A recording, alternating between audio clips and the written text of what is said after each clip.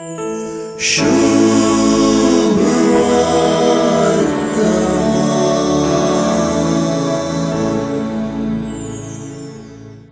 करारांत देवान आपणाकच लोकांचो खरो गोवळी म्हणून आपोवन घेतले.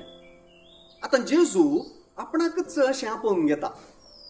अशें जेजू हांव बरो गोवळी म्हणच्या मुखांतर एकडच्यान बापा संगी आपलो संबंध म्हणजे तो आनी बाप एक म्हणली गजाल व्यक्त करता तर आनी एकडच्यान ताका सत मानतेल्या भावार्थ्यांतय आपलो संबंध व्यक्त करता.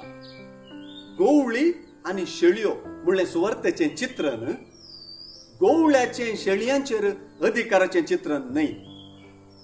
धन्यान सांबाळ दिवन न मियारलेल्या गोवळ्याचें आनी ताच्या शेळयांचें चित्रणय बिलकुल न्हय. बगर सारकें सांगचें तर हांकां बद्द विरोध. हे विरोध पळोवनच गोवळ्याक बरो करचें माप. देखून जेजू बरो गोवळी म्हणटना हांगासर ह्या गोवळ्याचें बरें कितें गाय म्हणलें सवाल वाचबी आनी सुवार्थाच हाका जोगती जाप दिता.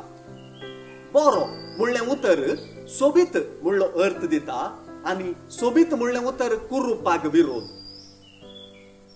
बरो म्हणलें उतर खरो वा नक्की वा असली म्हण अर्थ दिता, जें उतर ठक्की वा नकलीक विरोध. चड स्पश्टताय हे दिशेन जेजूनच दिल्या. बऱ्या गोवळ्याचें बरेपण तो सांबाळाचो न्हय म्हूण पातावन येता. म्हणजे ताका आपल्या जिवाच्या की शेळयांचो जीव प्रमुख जाता.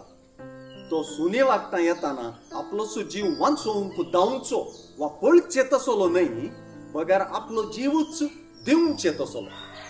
ताच्या जीव दिवपांतच ताचें बरेपण प्रगट जाता.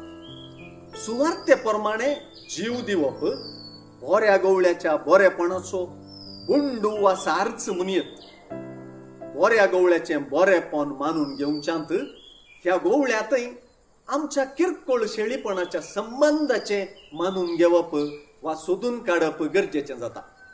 कशें ताचें बऱ्या गोवळीपणांतलें जीव दिवप न्हय बलात्काराचें, बगर आप कुशेन जीव दिवचें.